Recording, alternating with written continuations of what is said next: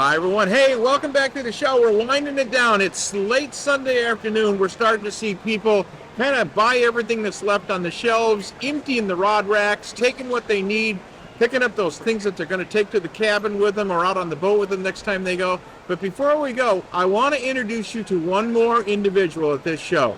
Everybody knows the value of a guide. So let's tell you about Billy Heim, folks. We're going to be talking about his guide service and what he brings to the market in terms of fishing.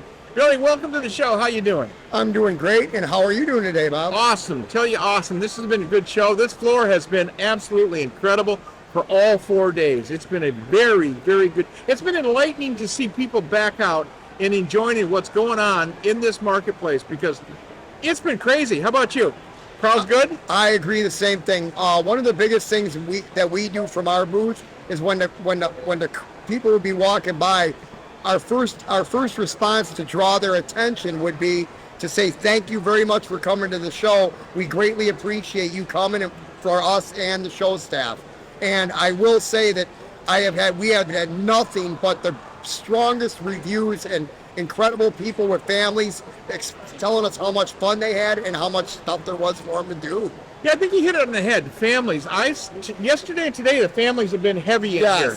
Been real heavy. More so than we've ever seen. Yeah, no, yes. It's been good. The family situation has been amazing. So what are we guiding for, Billy, and where are we guiding? My home lake is Lake Geneva down in southern Wisconsin. Everybody knows of Geneva, the town, and most people know of the lake. My target species on the lake are basically crappies, bass, bluegills, walleyes, occasional muskie, northern. You know, we do a little of everything. Through the ice, I chase lake trout. But during the summer months, it's mostly the bass and walleyes and bluegills. Well, I'll tell you this. What most people don't know is that's a gin clear fishery, okay? It's almost oligotrophic. So those fish have a tendency to respond to that environment differently than they might on the chain of lakes. So if you want to go up and look at what it takes to catch fish in clear water systems, you would be a good candidate for them to come up and see.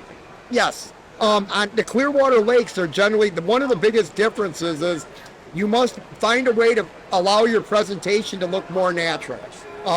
You don't have room for error. If they look at that presentation and don't believe that it's actually food, they're not going to eat it. My biggest way of doing that is lighter line.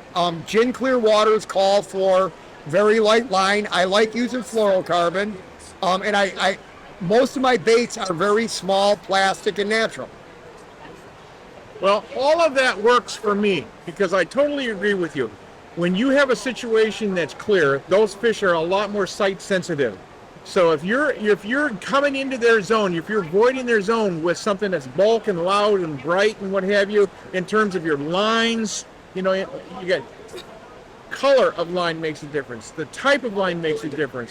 When you're talking about fluorocarbon, you're talking about one of the clearest aspects there is in freshwater fishing. That fluorocarbon is virtually invisible. Yes. So if you were out there trying to use a braided line in that same situation and not breaking the continuity with some fluorocarbon of some sort, you're getting a lot less bites. Yes, sir. And not only is it the clarity, but here's another one to add to that. You get more bites using 4-pound than you do with 6. You're going to get more bites with 6 than you are with 8. The heavier the line becomes, the more unnatural it makes your presentation.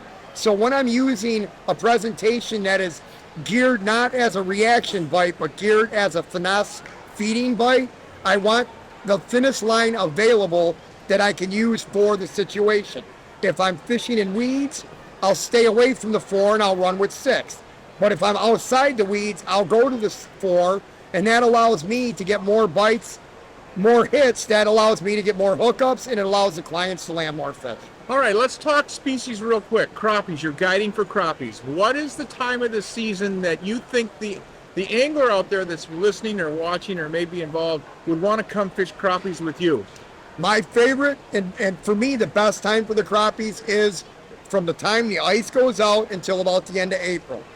Geneva is a big clear lake. The crappies, the water warms up slower. The crappies don't spawn until mid-May, end of May. But the thing that's different about Geneva that I've talked about with some of the people here at the show today is that The crappies on Geneva don't spawn in groups. They spawn individually on top of buoy blocks.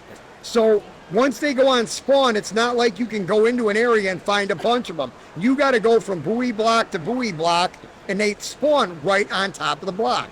Once that's ended, then they move out to the weed edges, and they start to gather in groups.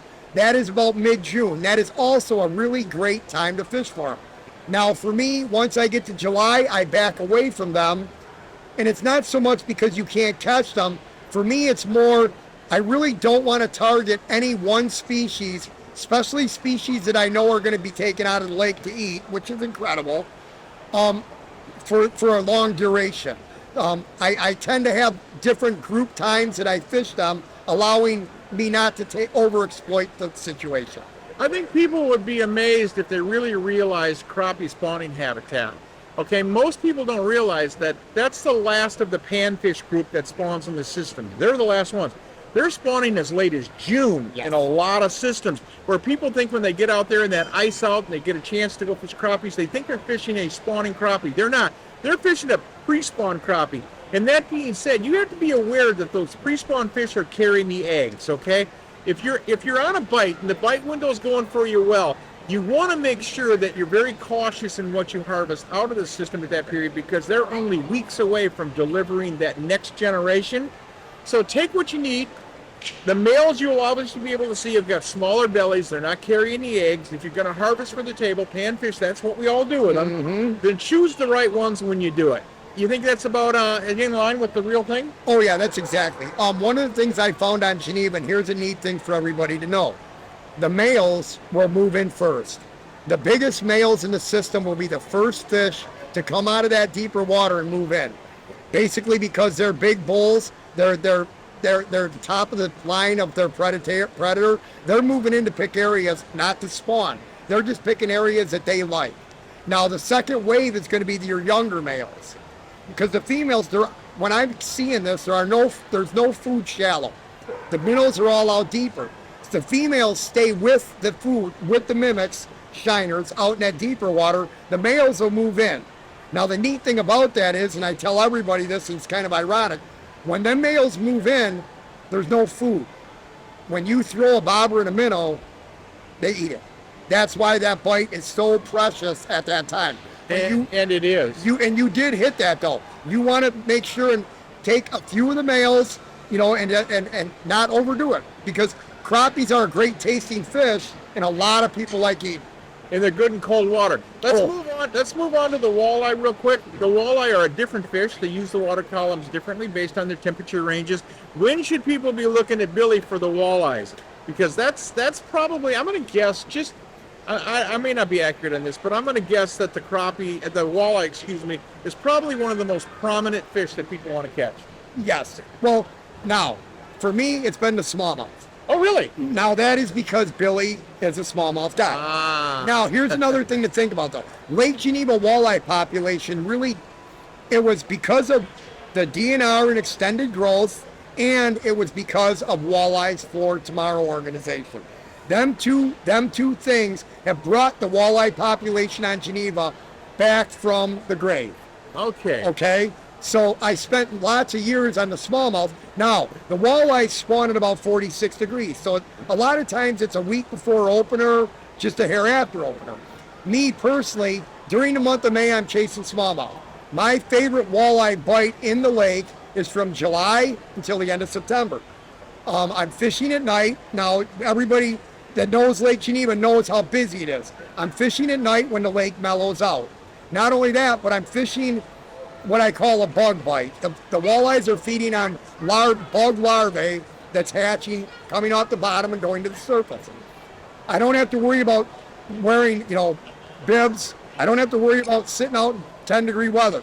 It's 70 degrees, 60 degrees. We're out there and we're doing drop shotting and catching these walleyes that are feeding on bugs. And it's a 3-month process. And that's what makes it so great. How does the swim-ups you're talking about, the larvae that are swimming up to the surface to hatch, the mayfly in particular, I've had situations where I've been trying to do walleye shows, and the mayfly hatch will hit right when we're trying to do it.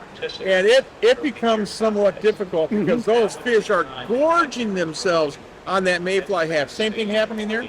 Well, actually, now here's the interesting part about what you just said. And that has happened to me in the past. The mayflies start hatching and your bite goes completely dead. Well, what you have to do is you have to become a mayfly. Not a mayfly, you have to become a wiggler, the mayfly larvae. So what you got to do is change your presentation. What we found is by using a drop shot with a piece of night crawler that is literally a quarter to a half-inch long, which that imitates the size of the mayfly larvae. You fish that and fish it right where the mayflies are hatching, and the walleyes will take it. Wow, that's actually pretty interesting. How about the smallmouth? Now, you talked about smallmouth briefly. Smallmouth, we all know that water temperature, they like the cooler temperatures. But coming into the bite window that you want to fish smallies, what would be the time, and what are we trying to catch them on? Well, in May, okay, now here's a neat additive. We have the catch and release now. Yeah. Okay, where you can catch and release smallmouth or bass throughout that early season. You have to let them go. In April, I'll catch bass. We'll use a drop shot and a fathead minnow. The biggest thing is, and some of these bass are the biggest ones we get in the year. Yes, they are. But now, the thing is, you cannot move the bait. The water is at 39 to 40 to 42 degrees. Them fish do not want that bait moving around. And normally they're on that deeper part of the break line. As that water warms into the higher 40s, mid 40s, they start pushing with sun, they'll push shallower. Then you pull out a bobber and you just fish along the docks because they're moving in and they'll literally rise off the bottom to allow the sun to hit them in the back and get a little more sun on their body. That helps them warm up. And that bobber bite is a fantastic bite. Once they go on the beds, I leave them alone. I don't like chasing fish. I'm not a big bed fisherman. I don't like bothering them. So then once they come off the bed, the females, when they spawn, will move on to sand points. We'll catch them there. When the males move out, they'll move to them sand points too.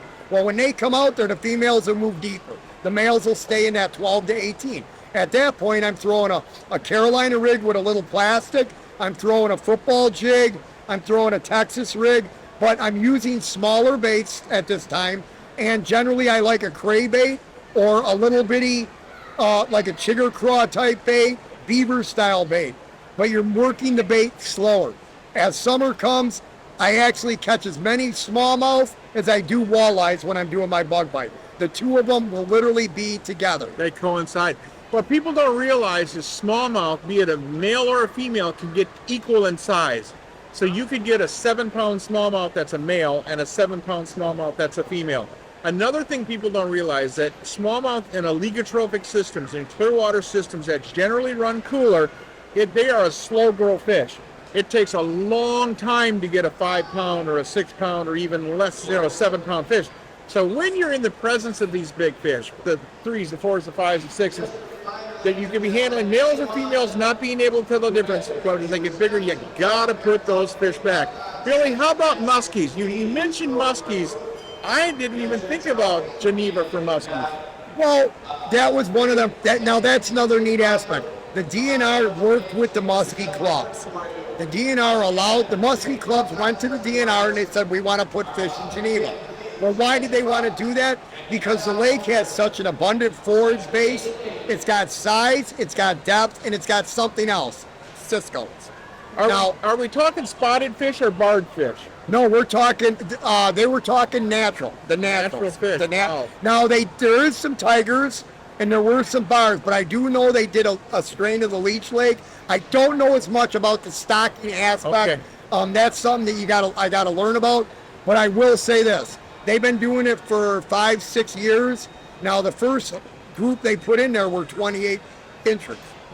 Them fish have already attained. There's 30-pound fish in the lake already. Wow! So we're talking fish 48, 50 inches. Yeah. In fact, I had a young man at my booth. This morning, he caught a 50-inch muskie he was bringing in a bluegill. The muskie hit, it hung onto the bluegill, and they netted it. it was 50 inches. They let it go. But he joined the 50. He was an 11-year-old. 11-year-old. 50-year-old. 50 on Lake Geneva, which I told him that 50-inch club on Lake Geneva is a small number at this point. Folks, they're about ready to light up the lumberjacks over here again. I apologize for the noise, as we've been apologizing for this entire show. How can they get a hold of you, Billy? How can people come out and enjoy your knowledge and your experience on the water, spend some time with you, and fish walleye, smallmouth, muskies, and crappies, and whatever you're fishing on Lake Geneva? How they do it? Tell us about it. You can first off, you can find me on Facebook under William Heim, Heim, or you can go on lake/link, go under the fishing reports, and go into Lake Geneva. I do reports on the page. I also advertise on the website. Or you can just give me a call. My number is 262-279-5743. And that is 262-279-5743. Hey, it's been my pleasure to have you on the deck with us here at the show, Billy. I know guides are an important factor in the fishing world because there's a lot of anglers. There's 90 million fishing anglers in the United States. There's about 45 million people who fish at least once a week. That being said, there's plenty of room for these people to come out and learn, and you guys are the type of people that can make it happen. Folks, that being said, we are going to wrap it up. It's a wrap here at the Milwaukee Sentinel Show. We are in West Allis, Wisconsin. I've said that a couple times. You know something? Sport shows are back on the line right now. COVID is kind of reducing itself to, let's face it, it's an inconvenience as we go forward, at least for us healthy people. It might be a little less than that if you're elderly and you're over succumbed with different diseases and what have you. But if you're running a normal, healthy life, COVID is just going to be right now part of it. That being said, I want to tell everybody, go to Simply Fishing TV if you want to see some of our videos. TeamFishingCircuit.com will get you into our tournament circuit. Check Billy out. He just give you the information for his site. God bless everybody. Take it easy the next time you go to the water. Be safe. Practice good boating ethics. Put back what you're not going to eat, folks. There's an awful lot of people out there that want to share in the same thing you just enjoyed. We'll see you for the next time on the deck. Bye-bye.